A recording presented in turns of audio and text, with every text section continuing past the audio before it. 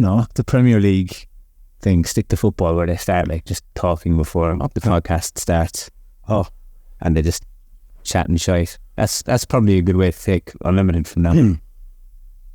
Just start chatting shite. Start chatting shite.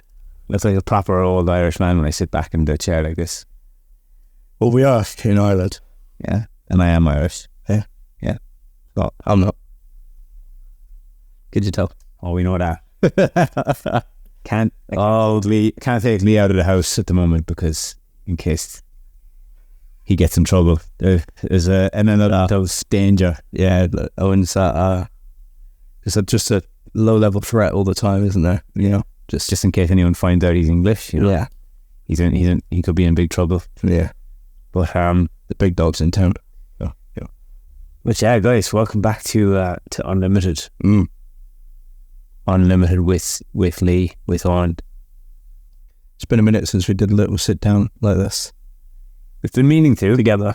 But I think we had a good couple of guests. Yeah, it's been busy and like we've had a few guests now in between. But one thing we have been focusing on is making this a priority moving forward. Once we get back to Australia, once the Unlimited World Tour is kind of wrapped up, all said and done, it's getting back to the podcast on a very, very, regular basis, and just creating more long form content. Not necessarily just speaking about like podcast stuff, but long form content in general. Yeah. So today's topic of conversation. What's it going to be? I've seen a few things lately floating around on the internet about community-based barbering. Marv posted something about it. We've heard of it from a few different people. And it would be nice to discuss like our angle on what we think about that whole thing, like about barbering being for the community. So let's just jump straight into that. What are your thoughts on that, Leigh? Yeah, I like it. Like overall, I like it. I like the community thing. I think if I really deep that one, being in service to community is a noble way to live life. I think that feels like it's worth it to be of service. But I don't know if we can put everything into that column and use everything in service to a community and then complain about the results that we get from that. So I've spent a lot of time around Buddhist monks.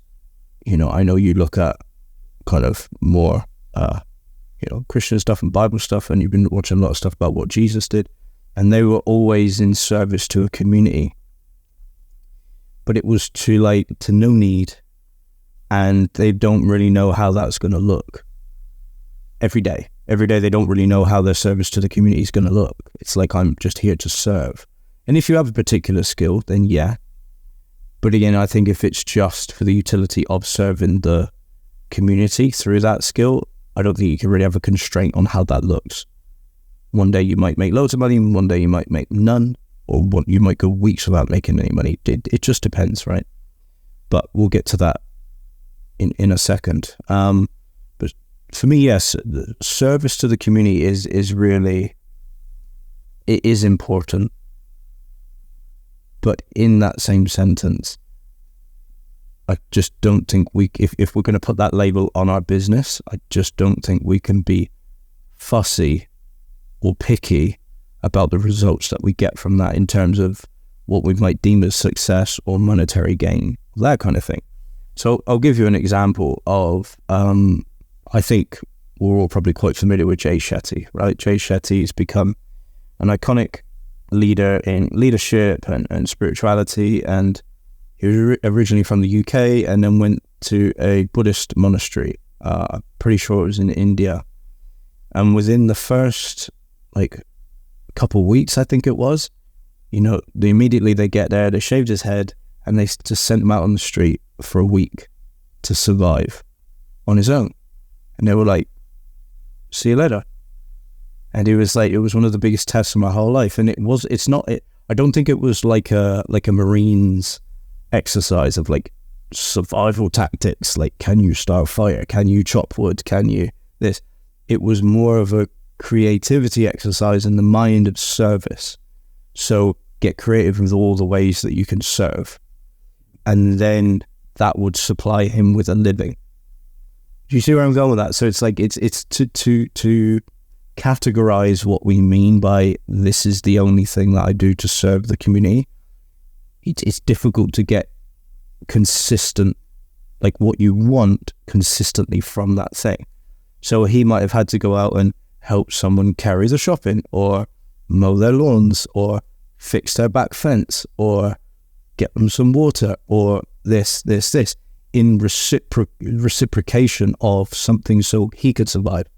But he didn't really know how that was going to look. Every day it probably looked completely different, right? So I think this is one of the little traps that we're going to talk about in terms of like having a thing and it being for the community and expecting certain results from that.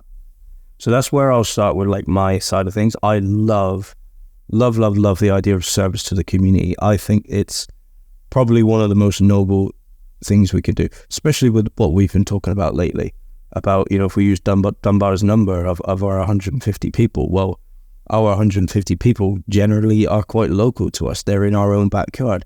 They're in our own community. And if we keep our own backyard clean, I think the world would be a much better place. So that's why I love it. But again, the utility can get a bit confused, and we'll dig into that a bit more in a minute. But what's your opinion or kind of outlook on community-based barbering right now?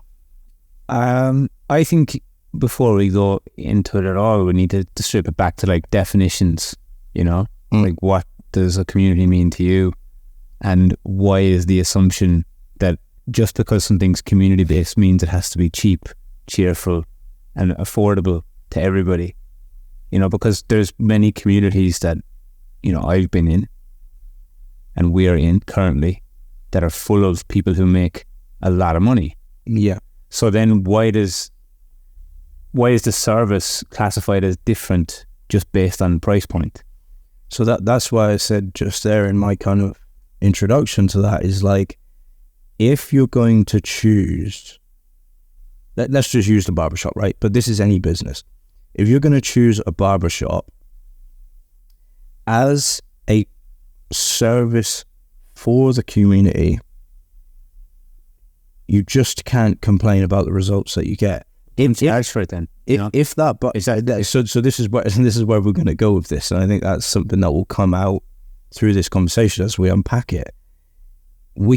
This is what I mean by we can't complain about the results, because you also get to choose your community. So you look at the community that you have, or the ones that are available to you, and you get to choose that one, whether it's a high socioeconomic, whether it's low socioeconomic, whatever it is, you get to choose that one. And wherever you place your business for the community in, that's the one that you have to work to. Now, that comes with its limits, because you can't expect more from people than what they have. So in that scenario, that's why I say we can't complain. Now, what I do see is people saying, oh, it's for the community, and still complaining that they're not making money and it doesn't do this, and I'm annoyed that people don't want to pay more. It's like, but you just told me it was for the community. So in that scenario, you've got two options. You either do charge more for the things to expand the cause, or you change the vehicle in which you serve the community. Because to do the same thing over and over again and expect a different result is the definition of insanity. Now, I think a person of service to the community doesn't worry about that. They truly mean they are in service to the community. That takes a very selfless person. I don't know if we've ever seen those types of people. They're just rare people. They're like a Jesus. They're like a Gandhi. They're like a Mother Teresa. But there is still a caveat, though. I think that's the way it's been placed too, though, because I personally don't see what's wrong with charging people for value. Like, and that's where it gets misinterpreted, because it's like this, right? We say this to people in our coaching group. It's like, what's wrong with charging people?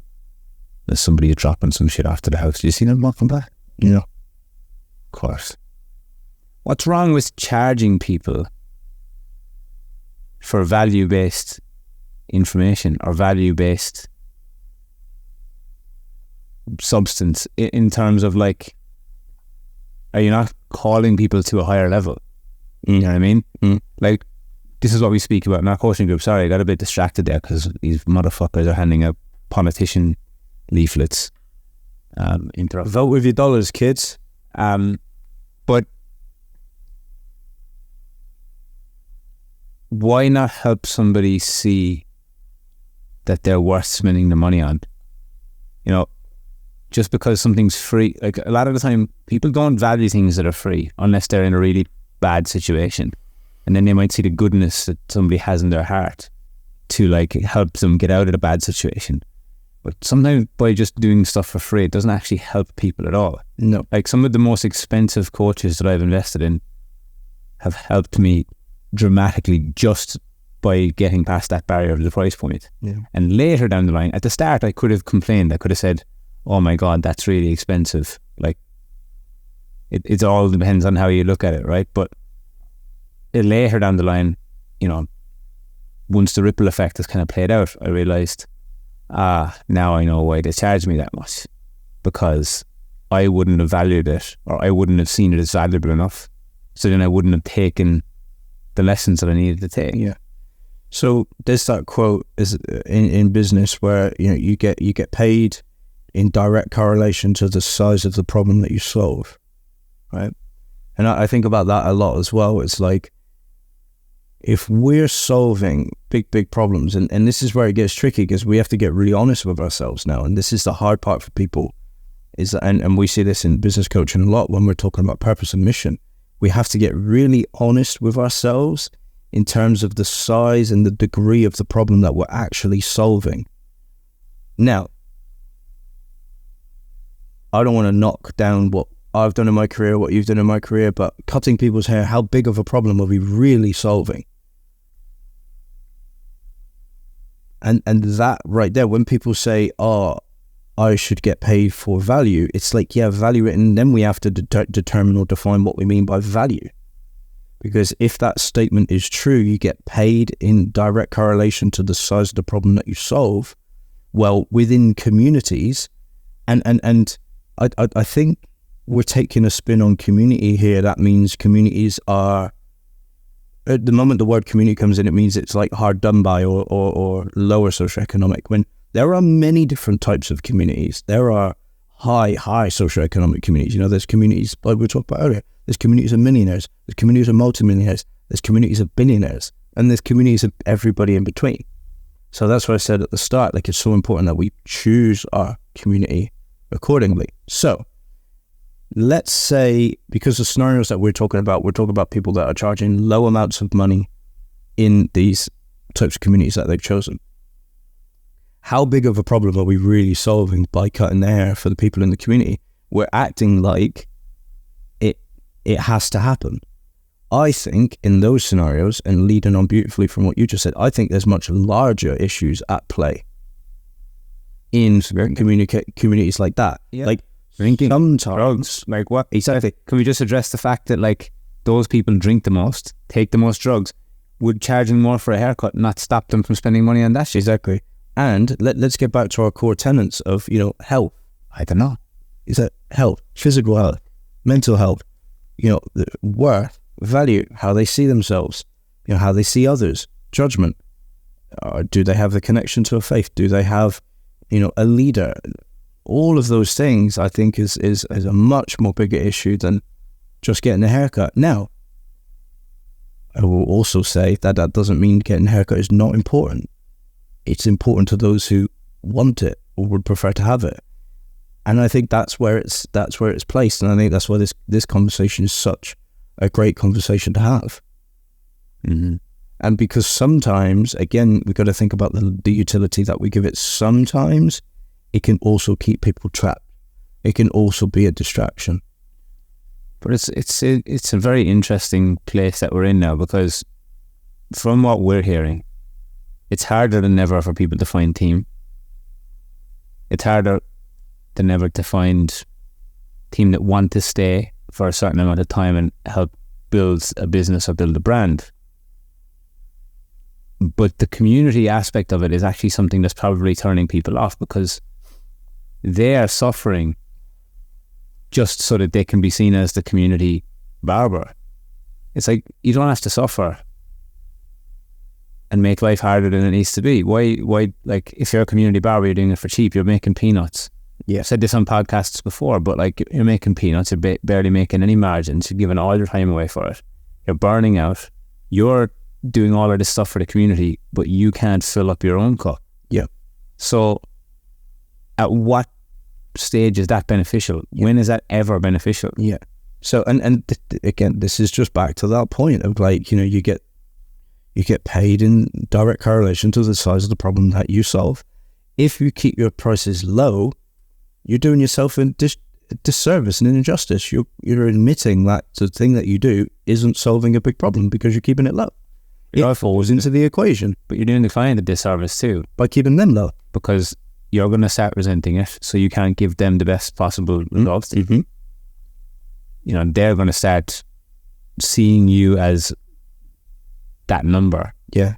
And why should... So I think barbers listening to this would probably all agree, or a lot of them would agree, and this could be a great thinking point to take away from this conversation. What is the degree of the problem that you think you're solving for people? If it's low, well, then here we are. We're back to our thing of we need to think about how we serve our community. If it's high, why on earth are you charging low rates? Why shouldn't you be rewarded handsomely for solving a big problem? That is the caveat right there. Oh, but it's for the community. Okay, we're back to the point of you have chosen community, and when you choose community, depending on where it sits, you cannot complain about the results. But then again, it's like going to choosing what community. That's what I mean. Pick your community. Yeah, you literally have a choice at all times. Barbers have choices to pick their community. Choose your community. Yep. You could choose to cut football players. That could be your community. You could choose to cut millionaires. That could be your community. And you'll get a different experience based on all of these different communities. Now, a lot of the time when we hear community barbershop, it means local barbershop. It means the locality. That's the community. And what do we know about the locality in postcodes? People only really ever get to the point or to the limit of what's happened in their postcode. Yep. So you'll be as rich, the average, what is that saying, me? The average of your postcodes? Yeah, so I think it's like your financial literacy and your financial ceiling is an average of the people that lived in your postcode. So this shows the power of environment, right? So a lot of people say, well, what separates, the people that are rich and the people that are poor and this? What they found is like, what does separate those people is their financial literacy, what they know, how they understand money and the stories that they tell themselves about money. Now, where did they get those? It's generally an average of your postcode. And when you really think about that, like, I just thought about them with like your postcode and mine. There are differences. There are. Like, I think there's beliefs in your story that you have greater beliefs than maybe what I kind of had for a while. But then environment, again, plays a part. I'm conscious of the environment that I put myself in, so I can rewrite those stories. I think it's very true. I think it's very prominent and very true. So then again, it comes back to, we run that all the way back to a community. We get to discern and determine what story we want to keep telling and where we want to go, and yeah, if you are going to be local, then you might be limited by that postcode, but it doesn't mean it has to be that way. It doesn't mean that's the only noble way you can live. For example, let's use Stephen Bartlett, right? He was a minority human in the area that he grew up, which just happened to be the same city that I'm from. Massive working class population there. But he was a guy with dark skin, which made him the minority in a working class area, which the general postcode would have given him his story around money. He made it work. He managed to get out. So he could have said, you know what, I'm just going to stay here and serve my community, and his businesses may never have gotten anywhere. Because from his podcast, that sounds like what his parents have done. His mum has a business, she makes food and she just serves the community, and it just never goes any further than that. But I love what he does, and some people will tear him down for this, but he thinks, you know what, maybe if I go above and beyond, and the guy's worth hundreds of millions now, do you think it's easier or harder for him to give back to the community? Way easier now to give back to the community. Wait, he could give people houses. Mm-hmm. You know? And who knows, maybe that's his mission, because I've heard him speaking about this on podcasts before, where he's asked somebody, is it more worthwhile for me to just go back to Africa and save one person's life than to do what I'm doing with this mission? And same as religion, you know, in the story of the Bible, at a certain point they realize we can only scale this mission if we have money to do so. So what did they do? They started generating ways in how to make money. How do you think the churches and you know, Christianity own most of the prime real estate in the world, and how they can afford to do everything that they do? Because they've raised money to do so that they can scale a worthwhile mission. Now, I think all of the fucking community barbershop stuff and all of it, it all leads back to a couple of places. It leads back to Money Story, and Money Story leads back to self-worth. And if the person delivering the service doesn't see themselves as worthy enough, that's going to come through in their money story, and then that's going to come out in how they serve, because they only think that they can serve in that way. Mm-hmm. And it's deep. It's deep. Oh, it's very deep. And I think the great leveler of that is that's completely okay if that's what you've consciously chosen and you're just totally unbiased to the results. And not everyone has a scalable mission either. So I think there is a place for the community barbershops. But just because, let's define community there again, because if it's small locality community barbershops, say for example in a hometown like mine, 6,500 people,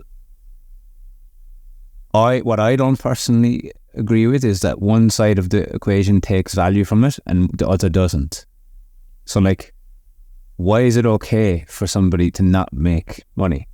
Like, why is it okay for somebody to be struggling and somebody else to be receiving a really nice haircut? Like, why can't the value exchange just be equal? You know, why can't, like, sometimes going back to bartering could be a good idea for many people, for many businesses, for many service providers. But there's a big difference between the service providers and the service receivers when it comes to hair. And most of the service receivers have more money than the service providers. Mm-hmm. I would just put that out there as a blanket statement. Don't know if that's true or not. But I would say 90% of people who sit in your chair as a barber have more money than you. Mm-hmm. If that's all you're doing, if barbering is the only way that you make money, I would say 90% of the people who sit in your chair have more money than you. So you can be a service provider, but why do you need to be a service sufferer? Like, don't suffer. Receive value as well. But that starts with doing the work that's necessary to do on yourself, to be able to hold that and to be able to actually provide real value, because that's the other side of things as well. Like, people have, like, perception is reality to a degree. 100%. But like, if you want to receive more value, provide more value. Like, and then the people within the community will vote with their dollars for what they believe in. Why do churches have so much money? Because people believe in the thing and they vote with their dollars for it. And I don't know, it goes back to the whole being cheap thing. It's lazy. It's easy to be cheap. It's lazy. Well, that was a big eye-opener from, reading Seth Godin's work. You know, this is one of the greatest marketers on the planet. And he said that, you know, there's a whole chapter in his book, This is Marketing, on pricing. And there's one thing consciously choosing to be cheap because you have the capacity to, and that's exactly how you find joy, and that's exactly how you want to live your life. If that's the case, then you'll never, you just won't complain because it's so consciously chosen. But on the flip side, there's being cheap out of fear. And what he says is that it's easy to be cheap. Why? Because there's no competition lives there.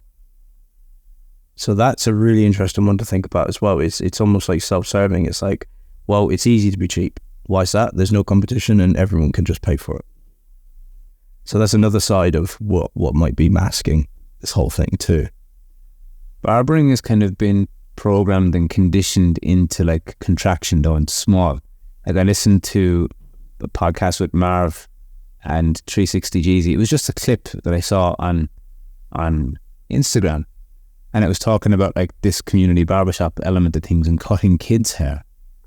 And they're telling people to like cut kids' hair because the kids grow up, and it's like, but that's it's such a small way to think. Like there's such a more expansive way to think than just, I need to hold on to every single client that comes into my chair because that's the only way I can make money. Mm-hmm. It's actually, in my opinion, it's not helping. It's actually not helping. Mm-hmm. I don't see how that helps. I just simply don't. Well, I think it's coming from, there's a slight energy of lack in there in terms of like, I need to get the clients when they're young and then I'll serve them right through to their adult years. Now that is a beautiful thing and I've fallen for that before, but the only thing is you just got to pray. Two things. Is that a sustainable and reliable way to get business? Two things. You got to pray that they stick around, because who knows, they might leave you when they're a teenager, they might go off to uni, leave the town, move away, whatever. And secondly, you got to pray that they're going to come on your financial journey with you. They're going to be able to pay. Like I don't really see the point, and this is what I mean by coming from a place of lack. It's just like desperation energy of like, I just need to, this is the only way I can like get people into my chair, is like get them young and then hope that they will want to pay me full price one day. But what blows my mind is there's a time and a place for that. But what blows my mind is that that's coming from one of barbering's biggest social media influencers, who's got one of the biggest platforms on YouTube and still cuts kids' hair. Now look, if that's what he loves doing, fantastic.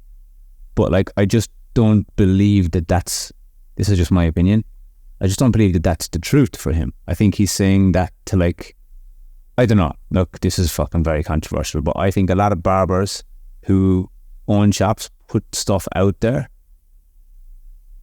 from a disempowering lens because they're trying to keep what they have. It's like they're trying to like communicate the message to their own younger team that like, you have to do what I did because yes, like you have to do what I did because it has to be hard and it has to suffer, and this is why you're cutting kids' hair.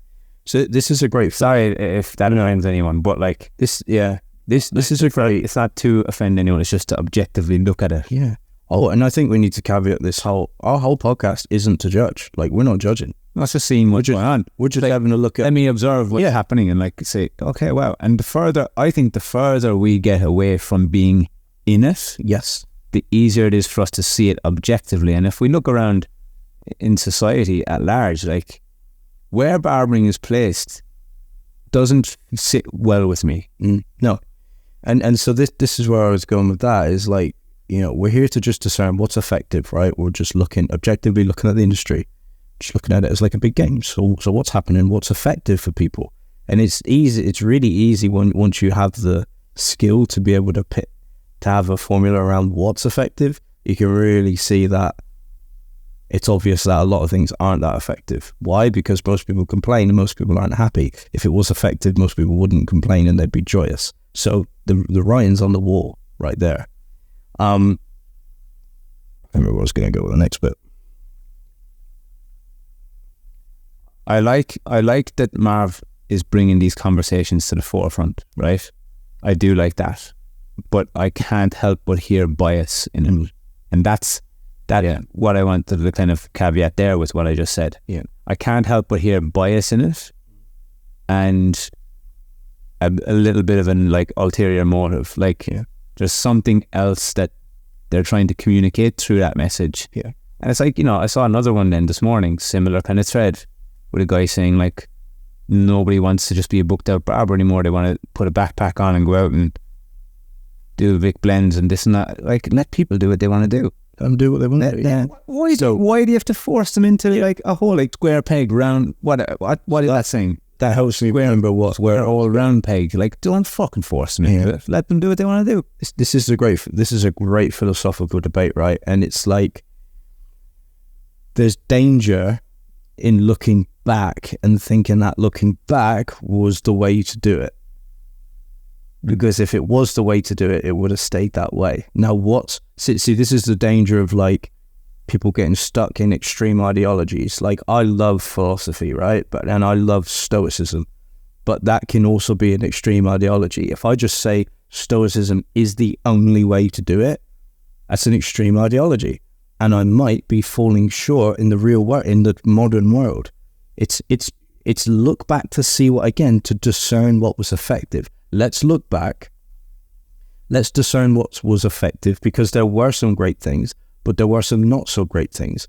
And I think a lot of these formulas and frameworks, and even like psychological models to an extent, are time sensitive. They're very generation sensitive. And same with barbering. We can look back and discern, well, what worked, what didn't work, and how we're going to do it moving forward. And this is the danger of falling back. Oh, well, this is how I did it in my day. And yeah, there's a reason you don't do it like that now. Like, and I think the only way we can move forward is to just not judge it. Just let go of the judgment. Guys, what we need to realize is cutting hair to the way we do it has no relevance on human survival whatsoever, other than practical reasons. If you've got a job that requires you to have short hair because you having long hair puts you at risk of dying, then it has a link to survival. Other than that, there's many, many texts to show that we actually need our hair, so we're doing ourselves an injustice. Anyway, it's not got much to do with survival. Therefore, that means we are making this up as we go. So let's enjoy it that way. Let's just stop judging it. Oh, well, I did it this way and this is the way it should be. No. There's no way that it should be. There's always a way that it could be. And I think the way that it could be a more empowering and a more enjoyable way and a more fruitful way for everybody. Because we're making it up anyway, so why not? Like, I think, as humans, we haven't been really taught how to communicate very well. No. If you look across society at large again, many people don't really know how to talk to each other. Even in what we do, we're improving on it all the time. Some of how we say things comes across as judgmental as well. And it's not meant that way. It's the intent of it is different. And I've judged people in my time. I still judge people to today. I'm working on it. It's something I'm working on. But I think what is miscommunicated and misunderstood is that even in the messages like Marv and those guys are sharing, it's how it's communicated isn't going to get across to the new generation. Because I can agree with a lot of what they're saying as well, because I know that within doing the $50 haircuts and being a booked barber, there's lessons within that are going to carry these people to the next level. But that's not what they're speaking about. No, they're not speaking about the lessons that are within it. They're speaking about, nobody wants to do it the way that I did it. And it's like, yeah, but we're in a new world. Every day the world is evolving. What if barbering just fell away tomorrow? What other skills would you have to continue as a human? Yeah. So and they're not communicating it as well as they could, in my opinion, because what they're really trying to communicate is don't skip the basics. Yeah. Don't skip out on the basics, because the basics are what's going to carry you through. And when you do that, you're putting yourself at risk of having a potential identity crisis, because it can't be enjoyable. For some of the young kids, like, I'm just going to put this out there as well. It can't be enjoyable to do something and not really know what you're doing, but just kind of wing it and get away with it. It can't be that enjoyable. Well, I can tell you that doesn't feel great. No. At least I did that for the first 10 years of my career. Yeah. I did it for ages. I did it too. I woke up one day and I was like, wow, I'm cutting hair to like no end. Like, I don't know. No end.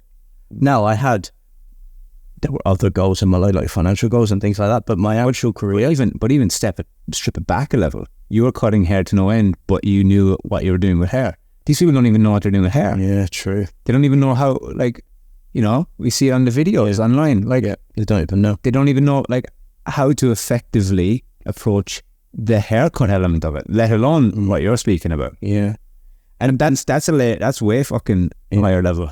And there's even an energy and a protection mechanism in the way that they talk about what they're saying, in terms of what they actually mean psychologically. So when someone says, oh no, you know, this is the way it should be done, or oh, well, this is the way that I did it.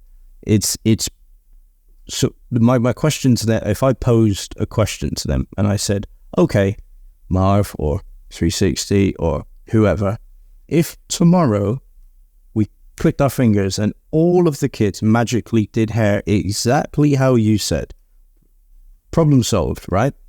What would that do for you?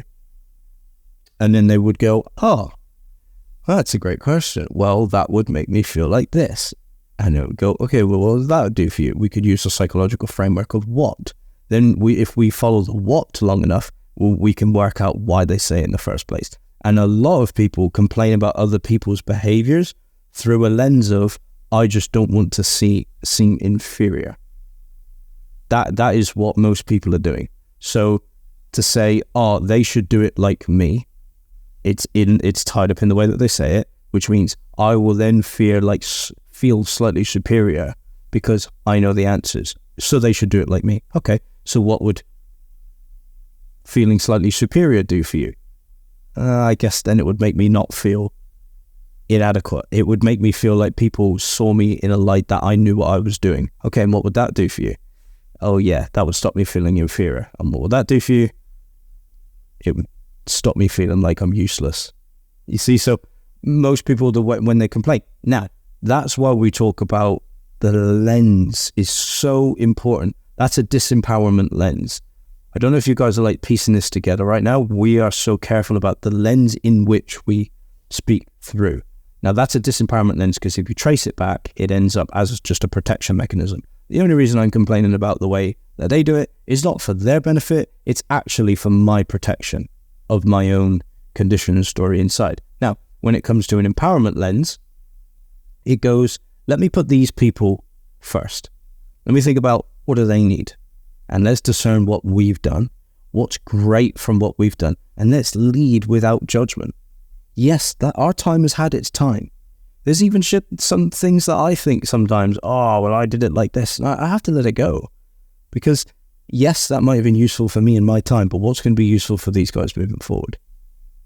It's got nothing to do with me protecting myself. Because people go ask for me, Lee, so tomorrow, if you clicked your fingers and all the kids did it the way you would like it to, what would that do for you? Well, I would like to think that I've had a great impact on their well-being for the future. See? And then, well, so what would that do for you? Well, that would make me feel like I've done something useful. And what would that do for you? That make me feel like I've lived a life that's worth it.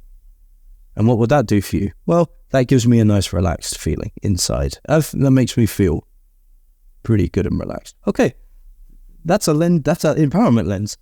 That doesn't come from a doom and gloom lens inside. That means I can get to my deathbed and go, you know what? That life felt great.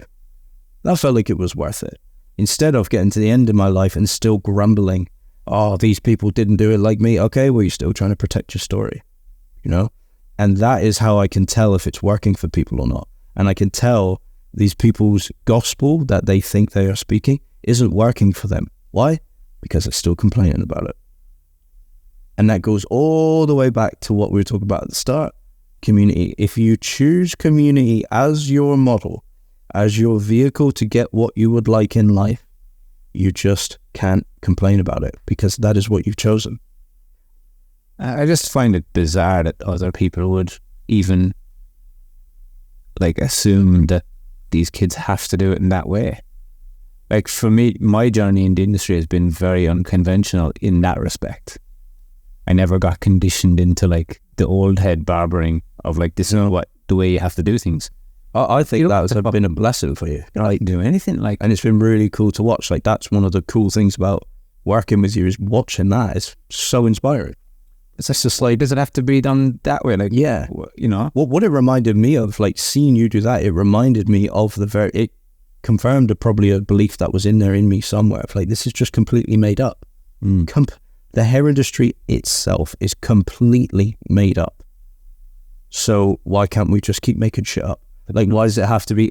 It's not this military grade thing. It's not this, what's the word? Like, I'm trying to think of the word. I don't know what the word is, but it's not this thing where it needs to be like that. We're constantly making up. It's like trying to tell an artist how they can paint their picture or sell their art. But the same people will say that you can't tell an artist what to do. I've been told that by hairdressers.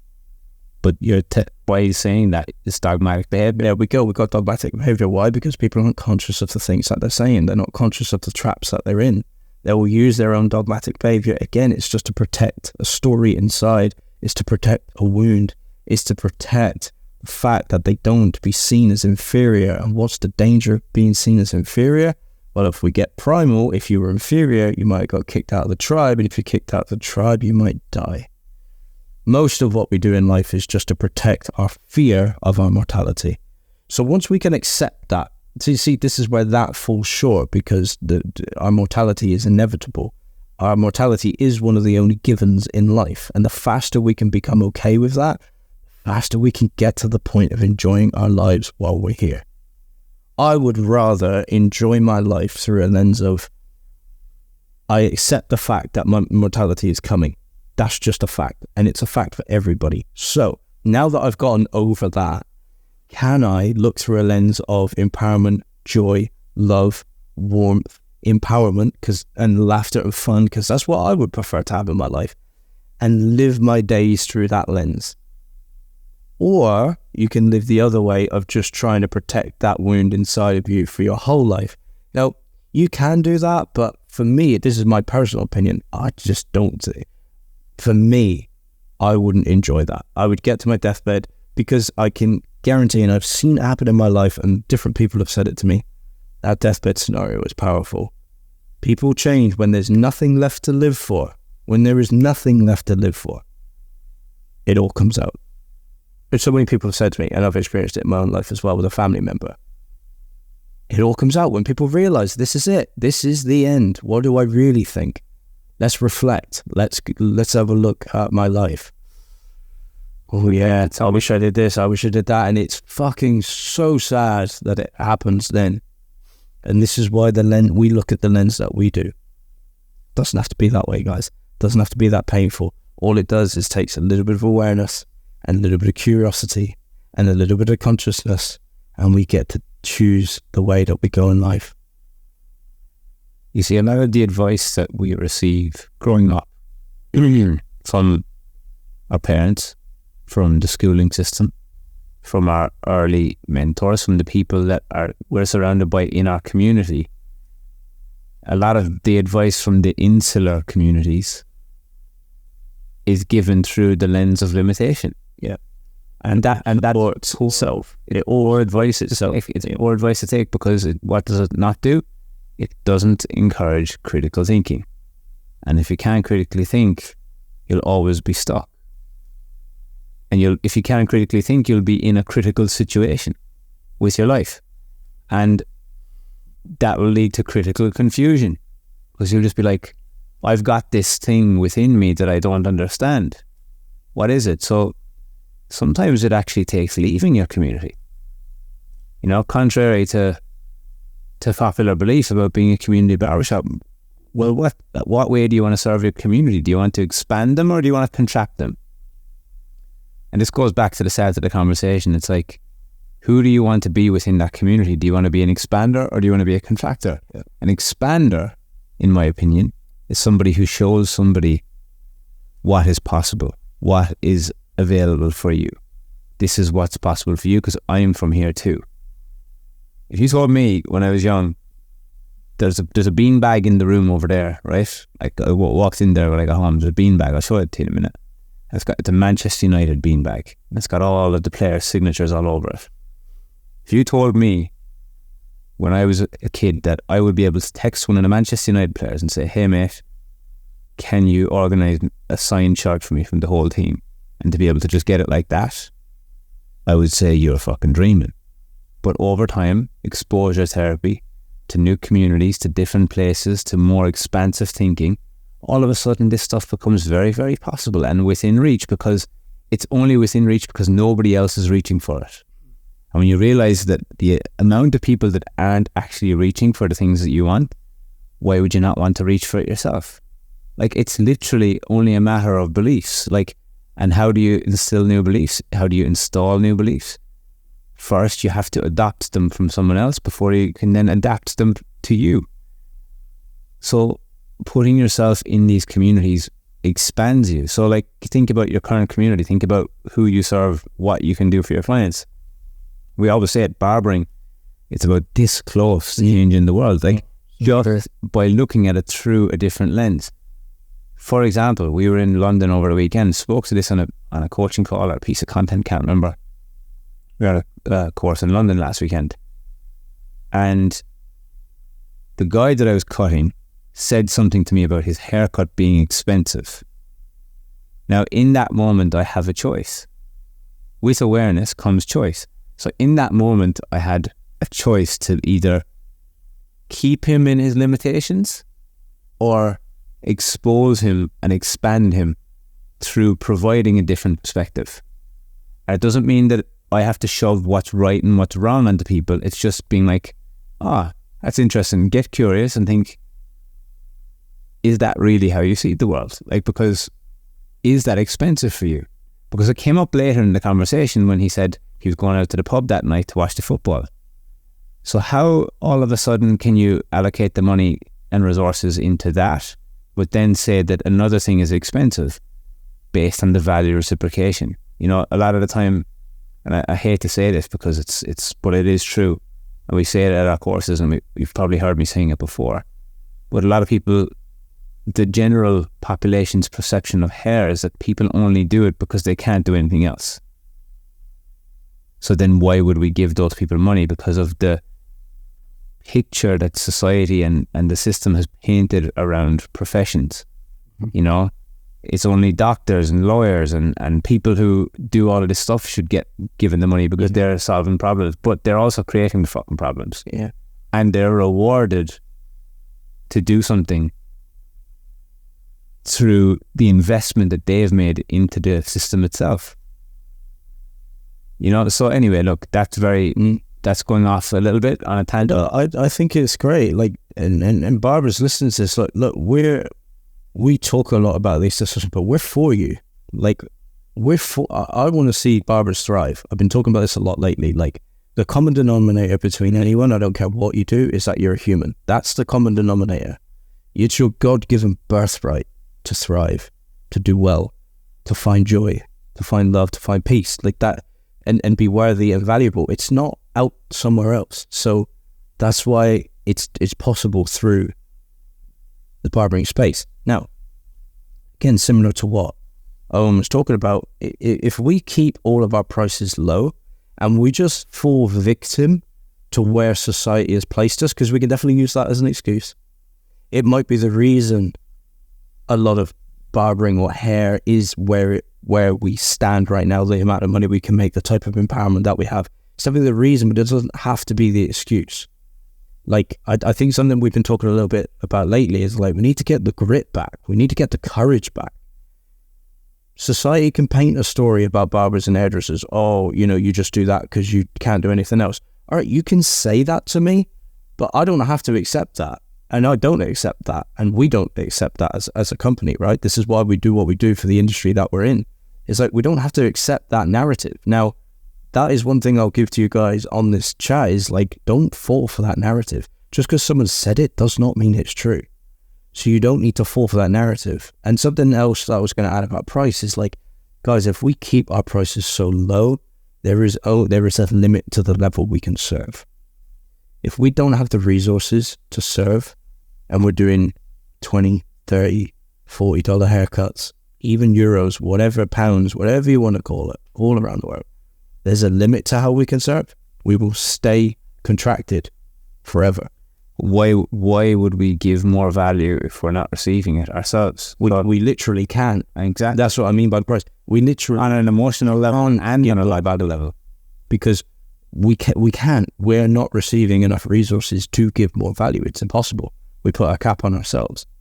So that comes back to our thing about community. Again, how are we being of service to the community? Any great church, any great organization needs money to serve. That's just how it is. We need resources to serve. It even says it in the Bible. Jesus said that. Collect resources so that you can serve. Yeah, I think there's a lot of fear-driven behavior in barbering, and it's just been part of the culture for so long. It's fear-driven behavior. It's that, like, if I lose my clients, then it's all over. So then what that ends up creating is a toxic relationship. And I said it before, but a lot of barbers are in toxic relationships with their clients. And there's a lot of gaslighting that happens, and there's a lot of stuff that goes on that is unconscious. And, you know, if you brought it to the conscious awareness, most people would deny it or say that it's not true. But behavior and actions show that it kind of is real. And, you know, we've had to shift people's perspectives in our coaching group as well around this type of stuff. It's like, hang on a second. Are you expanding your community, or are you contracting your community? Are you showing them that they are worth spending more money on, that they are then essentially more valuable? And then when they're spending more money on themselves, they're automatically going to see you as more valuable. And I think that speaks louder than any haircut you can give them. 100%. You know, most barbers and hairdressers, you'd ask them, why do you love doing what you're doing? I love people making them feel good. Okay, for a moment with the haircut, you make them feel good for a lifetime by showing them their worth. So, and you don't need to do anything to do that. That can be just through your words. And that, I think, is why I love what we do. And that is what we help people do. We help them realize their worth. And it's not hard to realize it, because you were born worthy. You were born valuable. But, you know, it's also paying for somebody's time in a sense too, right? So, like, people who don't value their own time won't value yours. So then they won't want to pay you money for it. You know, some people will stand in line all day long just to get something for free. You know, and again, like, it's, you know, if prices stay small, you cannot serve to a high degree. Think of everything that's cheap, right? McDonald's food. There's a reason they can't do their food any better, because we don't pay them enough for it. What does it cost for a Big Mac meal? I don't even know. Was it Australia? 5 7 expectations so low. If you get a bad McDonald's, you're not going to really go to complain. People complain. They do complain. They do. They go nuts about it. See, you wouldn't. I wouldn't. No, I wouldn't, because we've done some work. But that's the expectation, though, right? Like, it's like, okay, well, what did I expect? What did I expect? Expectations audit. It's like you go to the pound shop or you go to the $2 shop. You can't. It's full of shite, junk, knockoff shit that doesn't last very long. You go to Kayla in Australia, right? Like, a fantastic shop. It all looks good on the outside, but everything in there is cheap and it breaks within 6 months. Everything. That's their model. They want you to buy another one. They can't serve at a higher degree because they don't charge enough for their things, therefore they can't make them better. We don't pay them enough for their things, therefore they can't make them better. Now, you go to someone who works with woodwork. Say you want a beautiful table, right? And the carpenter's made it by hand, sourced beautiful woods and spent 6 months making it, and it's cured and sealed and put together beautifully. That thing will last you a lifetime. We're seeing it here while we're here in the UK. There's buildings and churches and walls and freaking bridges that have been here for 1,000 years. And it's like, it's been here for 1,000 years because it was crafted over time and with valuable things. And there's other things that have not even been around 100 years and they're falling to pieces. Why? Because people wanted to take shortcuts with cheaper materials and volume. So it plays out with everything. Now, that's not the rule with everything, but for the most part, you know, you get what you pay for the most part. So even on a service level, we can't really serve to the highest degree if we don't have the resources. How do you expect to do it any better? And you know what? It's just the way it really kind of works. If you stripped away the system, right? Like, if you stripped tax away and you stripped interest away and you stripped inflation away, none of it would matter. No, but it only matters because all of those things we are in a system whether we like it or not. So if we're not charging more, then why should the barbers suffer? Yeah. Why should we be the ones that suffer? Like, it just doesn't make any sense, because the people who are coming to see us, the clients that are coming to see us, they're in the system too. Yeah. So they also need more money from their people. And I think that's one of the confusing parts for a lot of people, is they forget, or not, they're unaware of the system that they're in. You know, we're in a capitalistic system, right? It's a system that wants to grow. It's built on growth. The capitalistic system is built on interest. Our whole world is built on debt. That's how it works. Why do we need inflation? Because we need inflation to pay for the interest. That's just how it works. If we don't have more money to pay for the interest, nothing gets paid for. But guess what? We didn't create, all of us here listening to this, we didn't create this system. It was created a long time ago, before any of us existed, right? So most people are unaware of the system that they are in. They're in a system that by nature grows. So we have a choice. Do we want to play that game, or do we want to not play that game? If we want to play that game, it's there for you. If you don't want to play that game, that's also there for you, but you just can't complain about what you get. Now, I think another trip up for a lot of people is they bring moral into that. They say, oh, well, if you want that, that's bad. And if you don't want that, then that's good. It's like, no, it's just a system that you get to choose what you want to play and how you want to play. Now, like Owen said, if we strip that system away, none of this would matter. And I think a lot of people act that way. They act like there isn't a system at play at all. And it's just free thinking. It's just free. We can do nothing or everything. It's like, we actually can't, because the system wants to grow by design. And that is why we see a disparity in the ultra rich and the poor, because the system is designed to grow. So now, does that mean I agree with it? No, it doesn't mean I agree with everything, but I understand that the system that I'm in, and I have a choice whether I want to play that one or play the other one. And if I want to play the other one, I can't complain about the results. Why? Because the other one is a very new concept. And when we go for new, it might be hard. So I get to choose my hard. And it just depends. Guys, it's tough. It's a tough one to think about, but I think if we get too tied up on a moral high horse and a moral compass, and I think that's where we're going to get stuck. None of us who exist right now create this system.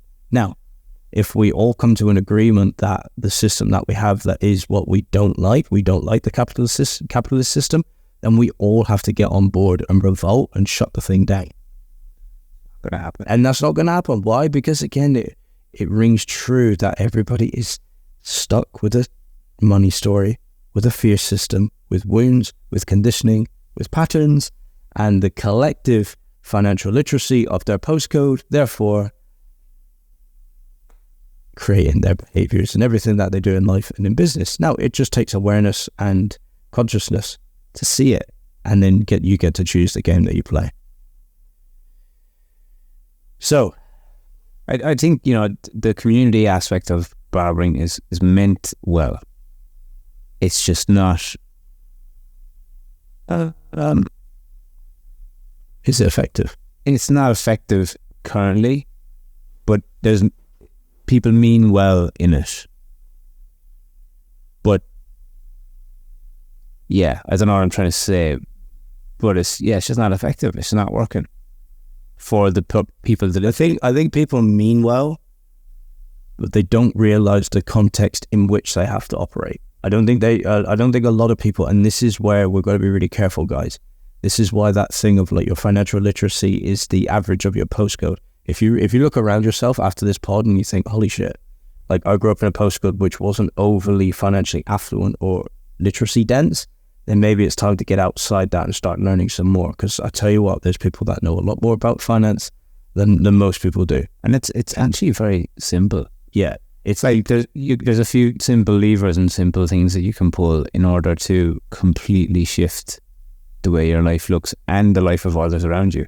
I don't know about you, but since, you know, we've done that, and since we've been making more money and doing less, we're able to serve more. 100%. And our lives and everyone that's in our circle and everyone that's around us in our community, because we have a community. You could look at AMP as a community. Yep. Everyone in that community lives a better life after they've been in it. 100%. So like, why would you not want that rather than just, you know what, like I'm going to keep like, it's okay to do the charitable things. Community doesn't mean charity. That's another thing too. Like, I think the word community and the word charity are very, They're like, separate words. They're seen as something that is close, those two words, but they're separate words. They have separate meaning. Separate meanings. Yep. And you can have a community. But a charity is a business. Like, that's what A charity you get. still, Like, a charity still needs designed to turn over money. still needs money to work. It's mind-boggling stuff.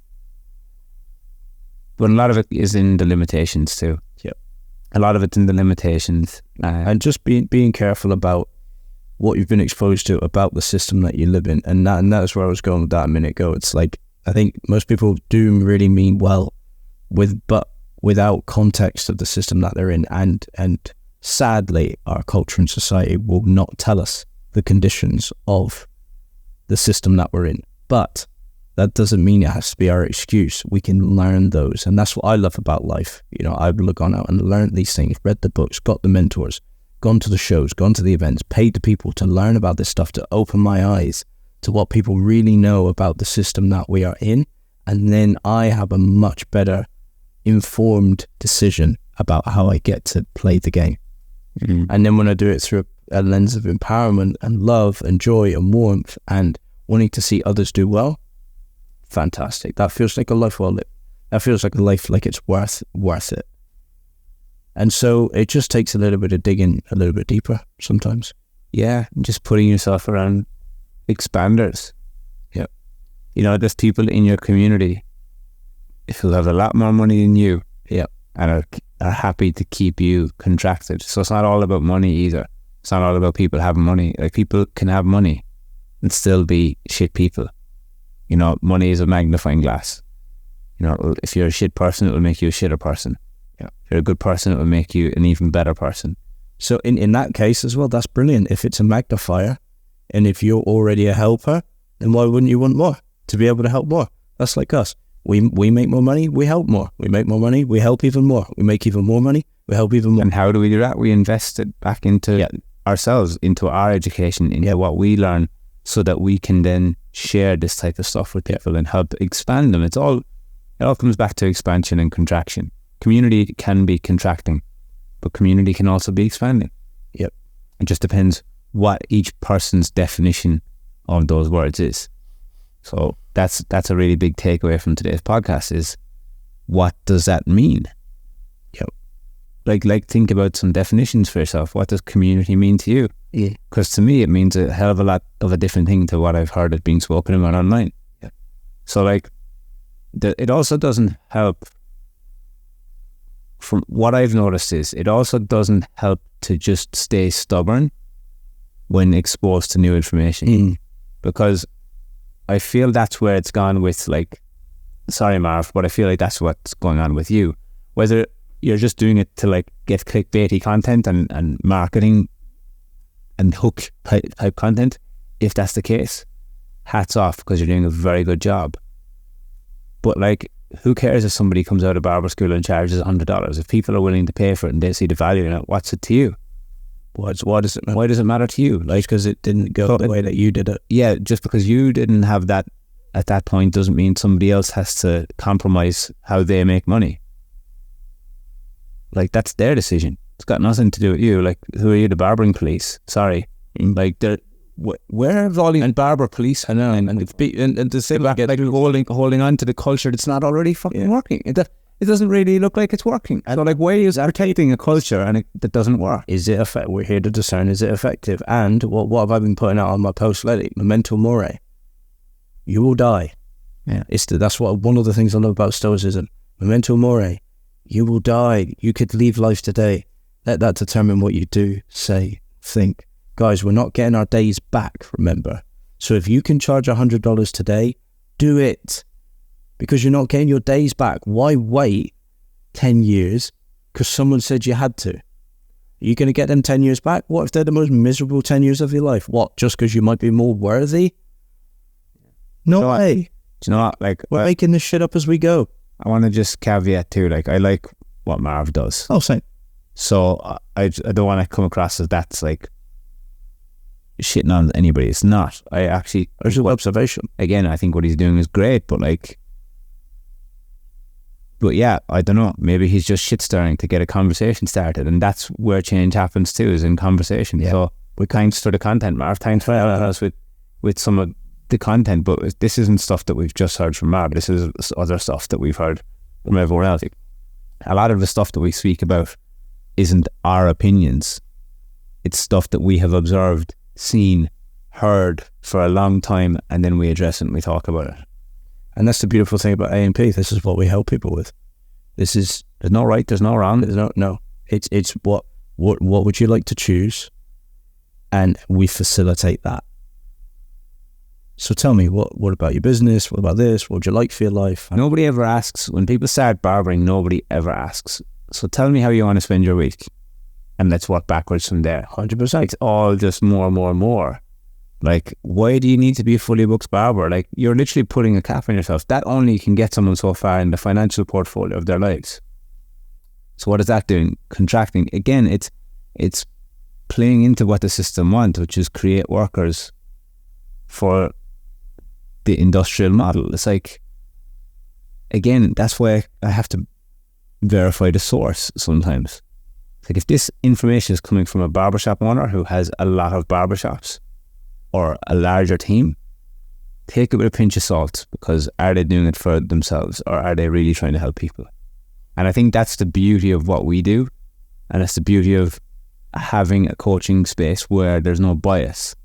Everyone who's in our space has a slightly different business model, and we help them figure out how to run that business so that it fits into like how they want to live their lives. And we facilitate their business model. Yeah, not just this is how you run a barbershop. It's like, what?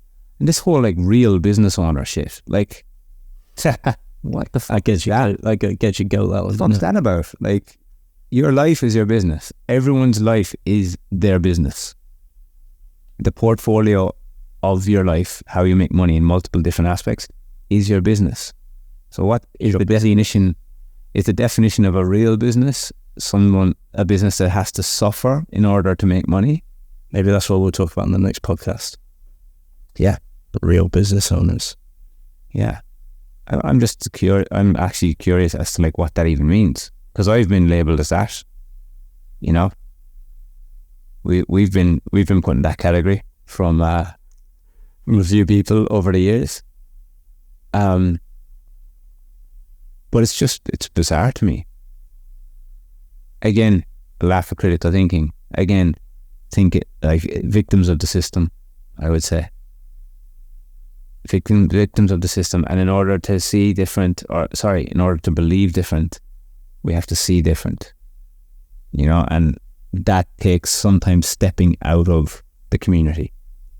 So sometimes the community isn't always beneficial. What if you're in a community full of fucking people who are addicted to drugs? How is that going to serve you as a human? You might become one of those as well, unless you are the one who steps up and says, hey guys, I think there's a better way to live here. Let's go in this direction instead. Like, there's leadership in community too. And barbers, we do have a good opportunity to be able to do that. Doesn't mean it's our obligation to. Going back to what Johnny was talking about in the podcast. Doesn't mean it's our obligation to do any of this stuff. But it can be. And it can feel really good. It can feel a lot better than what it feels now. But we have to choose one. And we can't complain about the result. What kind of gets my goat as well is like seeing the contradictive behaviour. Now, I did some stuff on contradiction before. And like, I am a walking contradiction because everything that I do continues to change. Great, because I'm growing, right? It's called growth. But there's contradiction in saying that you're for the community and you're here to help people feel good, yet you're making content with their hair and they're just like the subject matter of what you do, and like just placing haircuts on people that they don't really need to fulfill your own technical needs. It's like there's a contradiction in that. So how community based really is it? Are you using the community label as a manipulation to try and get more clients in your chair, to try and be the good Samaritan? You know, so look, that's just another thread that we could go into, but we don't have to go there. I think ultimately, you know, get back to definitions. Yeah, I think that's a big takeaway. What does community mean to you? What does it mean to you? And then choose it, wholeheartedly choose it.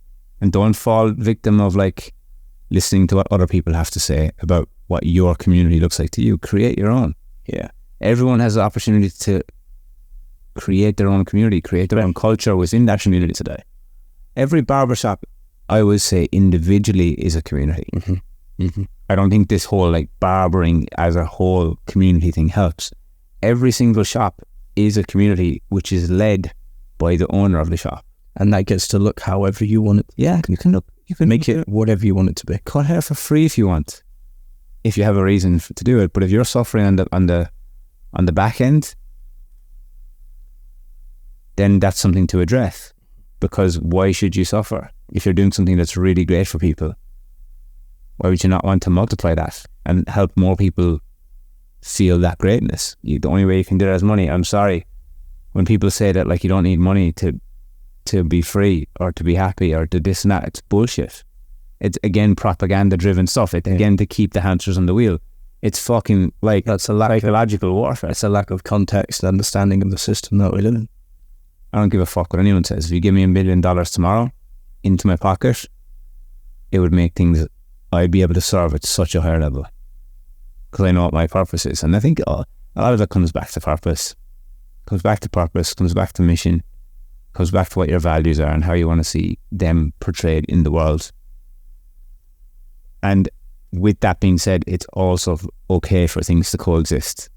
So, and that is ultimately where you have to release judgment. Yeah, if things are going to coexist, we have to release judgment. We have things that are going to coexist. They're always going to, like, people will complain about certain types of barbering, like, but they're always going to be there, and there's always going to be clients that want to go there. It doesn't mean it's wrong. Who are you to say that things are right? Who are you to say that there's a right way to do things? Who am I to say that there's a right way to do things? Yeah. What we're saying here isn't from that lens. This isn't a judgment. This is just a thing of, if you're in pain, we can show you another way. But that's why it's beautiful to have bias, or to remove bias. That's why it's beautiful to remove bias. When there's bias involved, I just don't know if you're ever going to get the fucking reality, the truth. No. You know, Johnny, to be fair, was super real in that podcast. Yeah. And what I really respect about Johnny is he's like, I am me, no matter what you think, and put it out into the world. And that's it. Mm-hmm. I feel like that's how I want to show up in the world as well. That's how I am. What you see is what you get. You know? And nothing fucking gets my goat more than contractive behaviour, especially when it's purposeful. When it's not purposeful, I can see why somebody has been conditioned in that way. There's ultimate compassion. Yes, but when it's made aware to somebody and then it's purposeful, I fucking hate that shit. I hate it. I hate contraction. I really hate contraction because I know how expansive the world is. It's like, for all we know, guys, we only have one shot at doing this. Like, we don't know that an afterlife exists. We don't know that anything exists. Why, in God's name, would you want to be living a contracted life? Based on other people's limitations, based on the advice. A lot of the time, people are giving you advice that serves them and it serves their limitations. So every time you hear a piece of advice, every time somebody projects something onto you, put it through your own filter. And like, one of the biggest and best things I've ever done in my life is surround myself with people who think differently. Surround myself with people outside of the hair industry. That's one big thing as well in hair that I've noticed as of late, since we're not really directly in it anymore, is that not enough people within the hair industry surround themselves with people who are outside of the hair industry. Mm-hmm. To really get context as to like what's happening. Because the people in your close life who work, your partners, your family members who work outside of the hair industry, it's not good enough to just be around them, in my opinion, because they also have a biased view of who you are, and it serves their lives to keep you exactly how you are. So one of the biggest things that I've done is being able to surround myself, going into K2, for example, being around like hundreds of business owners from all different industries. So powerful. It's very, very powerful because you start to really objectively look at what's going on in the world. You get to see what they're doing different, but you also get to see how similar you are as well. It helps you to realize, oh, I'm a human too. It brings context. That's possible for me. It brings context to it. Yep. It brings context to it. It brings curiosity into it. It brings a level of awareness that wasn't there.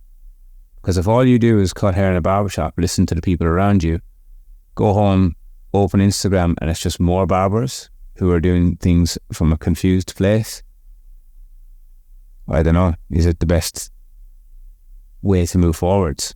I don't really see it at the moment moving forward in a very positive way. Hence why we have to be the people who try to influence that. And all it is opening people's eyes up to a different possibility. But yeah, I fucking hate contractive behaviour.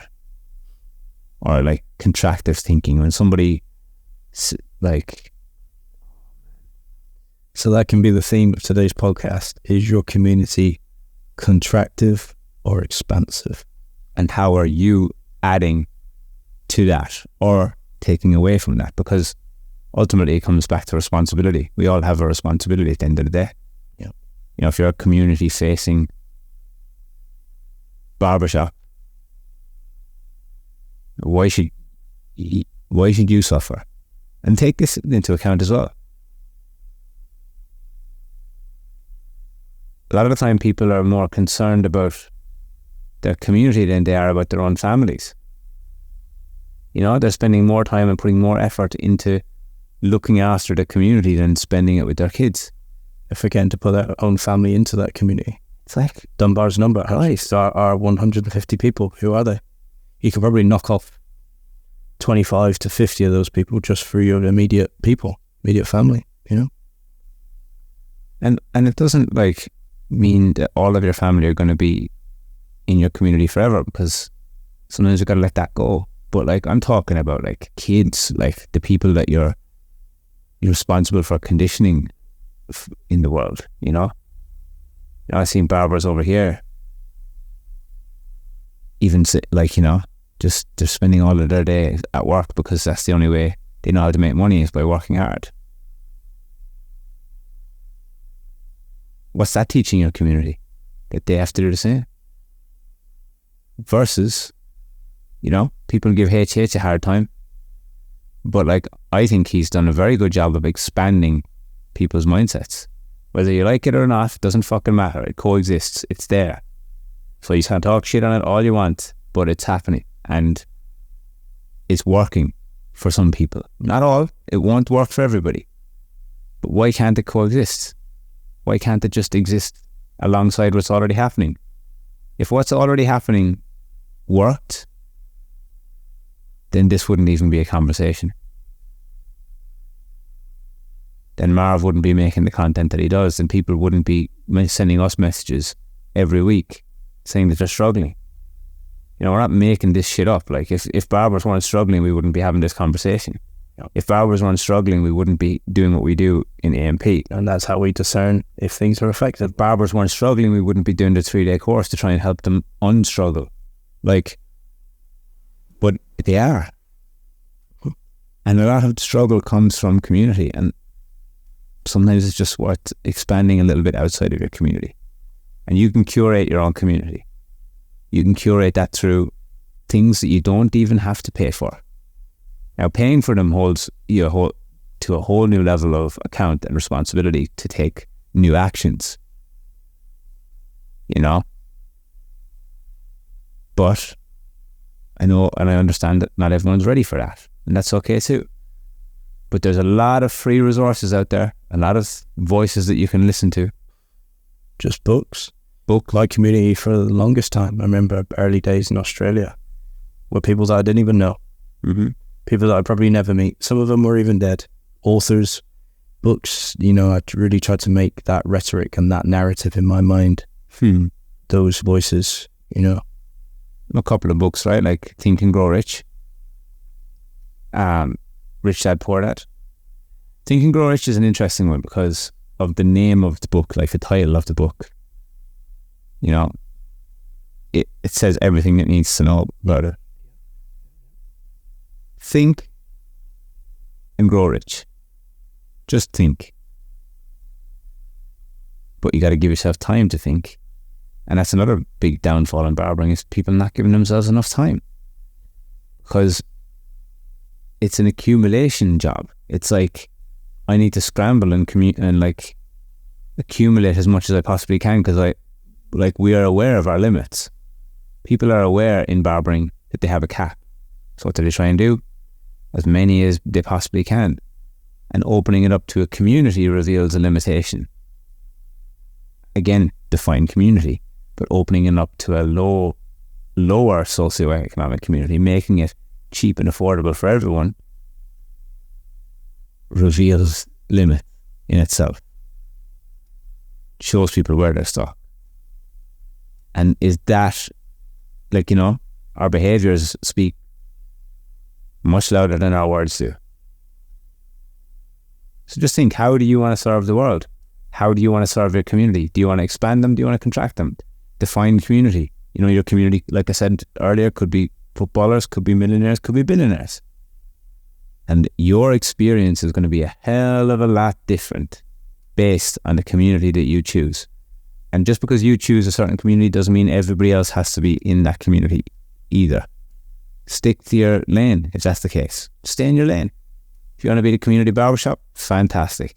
You know, we know a few people, one of our great friends, Naz, right? He has a fantastic, I would actually say that's one of the only community barbershops that I know of that's like a true community. Like a true community barbershop. Yep. The door is open. Everyone is welcome to come in and hang out. This is the other side of things. How would barbershops feel if that started to be the case? Yeah. If everyone just started coming and hanging out? Like, I can guarantee you that would take away then from the professionalism, and people would have to leave, which would then just reveal that the whole community thing is just a coercion to just get people in. Naz isn't like that. He opens the doors, everyone's allowed in. He'll probably cut some people for free.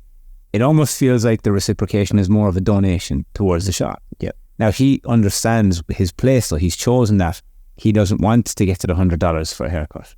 But as inflation rises over the years, somebody who's looking at his business from a logical standpoint will say, Naz, you still have a business here and it still needs to pay its bills. And how are you going to pay all your team? How are they going to eat? You still need to make ends meet and make a certain amount of money. As inflation rises, as interest needs to be paid for, you're going to have no choice. Eventually, guys, everyone's going to be charging $100 for a haircut. Don't care what anyone has to say. We stretch the timeline of life out enough. Every haircut's going to be worth $100. And that's why we always say it's not about the money that you make, it's about the type of life that you choose, that you would like. So do you want a business that just gets by in terms of this? Like you can have, there's a couple of columns, right? You can have a business that doesn't make enough, which struggles. You can have a business that just gets by, which just pays the bills, just pays everybody, and everyone just lives just getting by. Or you can have a business that thrives. And that's a profitable business. And then none of them are right, wrong, or better or worse. It's just you choose which one you want, and that's okay. And then we can't. But if you're here for more, and it's okay to want more. I need to caveat this. It's okay to want more. Life is brilliant as it is. Life is brilliant as it is, and it's okay for you to want more. Doesn't make you bad. Doesn't make you worse. Then what you do with your more is up to you. But what you'll find is most people end up serving with it, which is great. And just be careful. One last thing I'll say is be careful. Again, we need to define community. So most communities only work within the conditions that you create for that community to work. And is that a real community? And think about your current community. And was that a choice, or was that something that was forced upon you? Because community can be a choice. That's it. What a wonderful chat. And that's it, guys. Thanks for listening. Share it with your friends. Comment, like. Bye.